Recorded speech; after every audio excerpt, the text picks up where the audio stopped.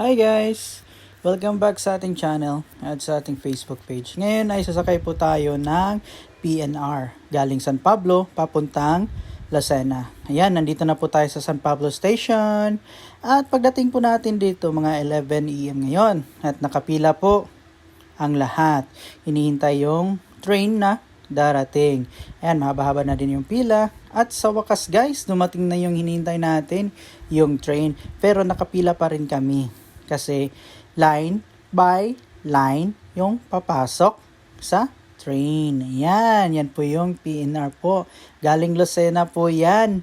Ayan, so excited na po ako sasakay kasi wala pong ganito sa Cebu.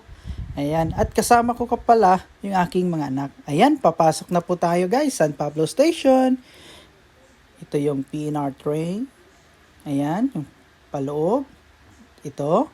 At subukan natin, pasok na tayo. Ayun, nakauna na sila. Buti na lang nakaupo sila, yung pamilya ko at mga anak.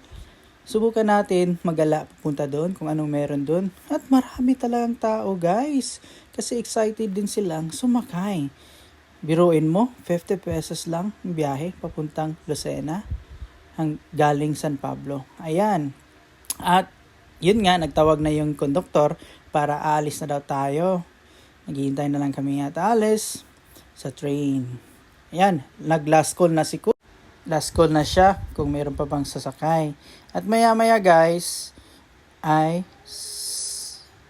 ayun, close na ang train. So guys, nandito na tayo at nakaupo na tayo guys. Kasama ko aking mga anak, si Chami, yung pinsan nila, at si Kali, yung pinsan nila. At yun, si Almuri at yung asawa ko. Enjoy na enjoy sila sa kanilang mga mukha. Dahil first time ng aking mga anak na sumakay sa totoong train. Astig yung train na to guys kasi aircon naman siya. Malamig pa kasi bago pa eh. Sana aalagaan nila ito. Dahil laking tulong talaga itong Philippine National Railways. Salamat pala sa ating Pangulong Duterte dahil sa kanyang Build program nagkaroon tayo uli ng bagong PNR train. Laking tulong talaga ito guys sa ating mga Filipino, lalo na yung mga kababayan nating commuters dito sa gitnang Luzon.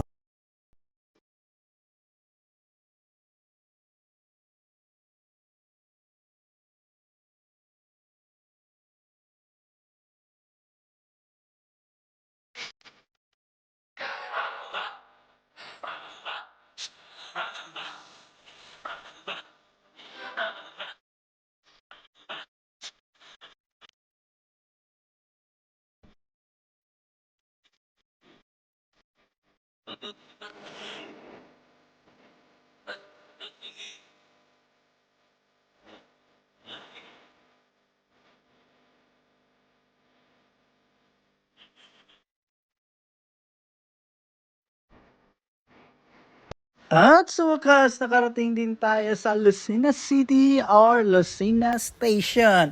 So mga 1 and 30 minutes lang naman yung biyahe natin guys. Dahil merong 4 na station madaanan natin. Una is sa Chaong, Candelaria, Sariaya at yung Lukutan Station. At nandito na tayo, baba na tayo guys. Ayan oh. So medyo hindi pa gawa yung station na ito pero in the future guys, maging maganda din yung Lucena Station. Kasi nasa plano na nila yan guys. So lakad tayo dun guys, maraming tao. Iyan oh. Nakikita mo talaga sa kanilang mga mukha. Tuwang-tuwa talaga sila sa Build program ng ating Pangulong, our outgoing President Duterte. Thank you so much Tatay Digong. Yan, marami pong natutuwa sa Build program na ito at marami pong nakikinabang na ito. Thank you so much PNR. So guys, ilagay ko sa aking description box mamaya yung schedule ng PNR natin from San Pablo to Lucena, vice versa. So magala muna tayo dito guys sa Lucena at pupunta tayo doon sa SM Lucena City dahil gutom na tayo at doon tayo mag-lunch. Alright, let's go! Sabi kami ng Tresiga, papunta kami na SM kasi kakain tayo. Kasi sunod na biyahe natin papunta ng Pablo is 5:30 pa. Kasi yung dumating ang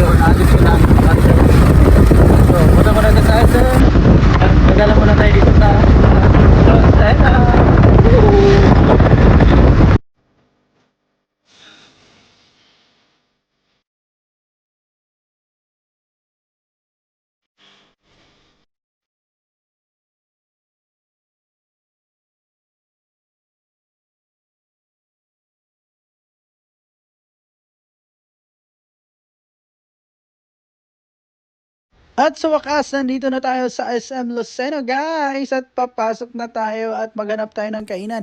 At dito na tayo guys, kakain sa Burger King at ito lang ang kakainin natin muna. Ayan guys, tapos na kami kumain at tagpasya na kami na mag-bus na lang at papunta na tayo sa Grand Terminal ng Lucena guys. Yeah, 자꾸 bagasa. Yeah, nakatanaasa. At nandito na kami sa loob ng bus at paalis na din kami papuntang San Pablo. Ayan, at alis na kami guys. Yep.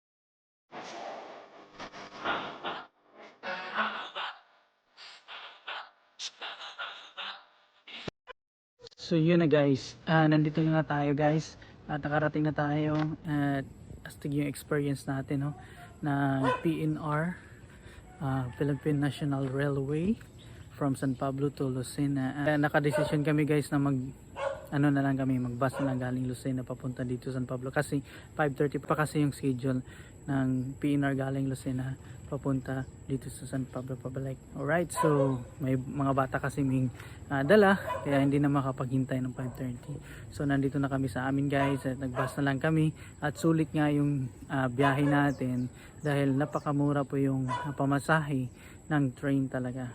Malaki po yung diferensya ng bus at train kasi yung pamasahe ng bus papunta dito 110 yan at 88 po sa bata.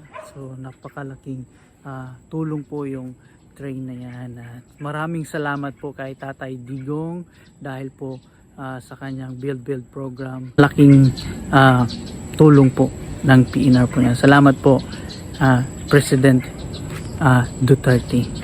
Ayan, dahil sa yung build program.